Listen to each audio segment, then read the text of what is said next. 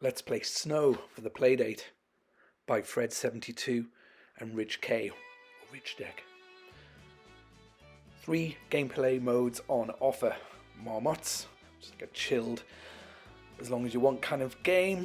Biquettes, you have daily and random challenges there. Chamois and shop. Pressing B will call up a nice tutorial. I won't go through the whole thing, it's very simple. I have to use the crank because I've broken it and it won't house itself, so it won't trigger the D-pad controls.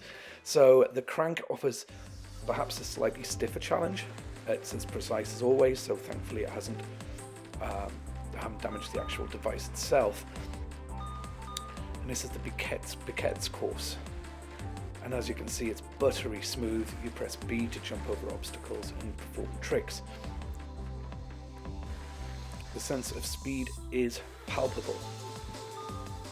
And the 3D engine, the 3D looking engine, is very, very sweet. Not a stutter, smooth as butter.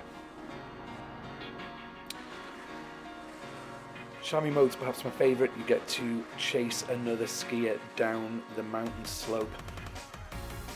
The skier will release items, things to skid on, coins to collect, and speed em ups. Now you have to keep this skier in sight at all times. There's a little taste of 3D Death Chase in this, just a little bit, for those of you that remember that. And indeed, Horace Goes Skiing was probably one of the first computer games I ever played, so this is kind of the great grandchild of it. Thankfully it's a lot more fun. It's a great arcade game.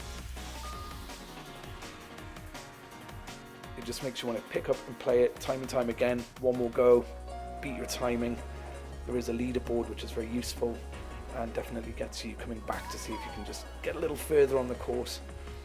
At all times you're collecting coins, which is great because you can spend them in the shop for various masks and have some fun with that. I'll show you that in a bit.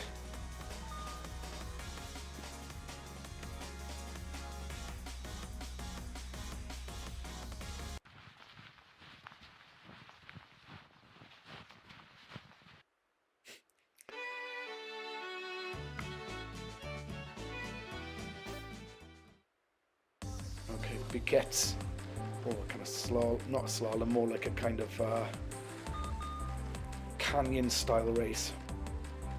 Plenty of hazards to avoid, coins to be had. It goes at a fair old clip, but after a couple of goes you will get a handle of it, no problem at all. It's really intuitive, and it's a game you can just pick up and play almost straight away. And as I say, it has that fantastic arcade Moorish quality to it where you're bound to hit something at some point. These are procedurally created courses, so they're slightly different every time you play it.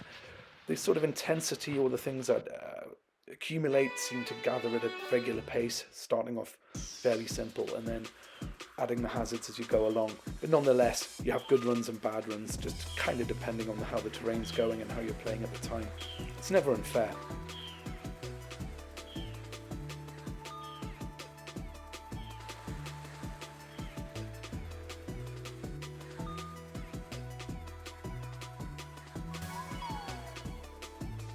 Nice twirl trick then, and you get, of course, coins for doing anything special like that, which adds to the challenge. I haven't quite mastered all the tricks, and maybe it's because of the crank makes it a bit trickier. That's my excuse, but nonetheless, I can pull one off now and then and get those extra coins,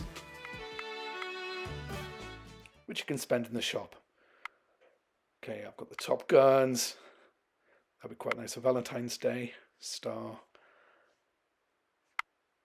I think I have to go for the futuristic vision, don't I?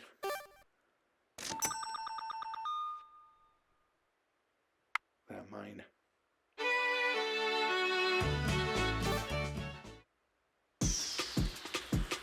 And all you have to do is go into the mode and toggle.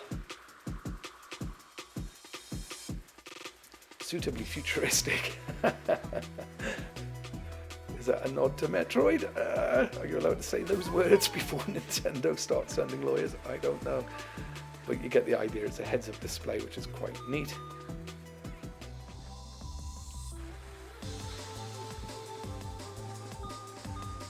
Now, I'm hugely biased. I love this style of music so much. It's going to get the top score for me on the music front. But when the music fits together with the speed and the smoothness of this engine, the gameplay and the pick up and play controls, it really does amount to a fantastic game and deserves a place on your Playdate for sure.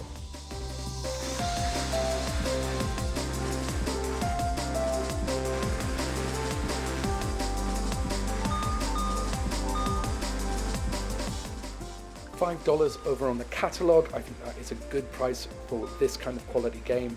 Also, online leaderboards, if I hadn't mentioned that, is the icing on the cake.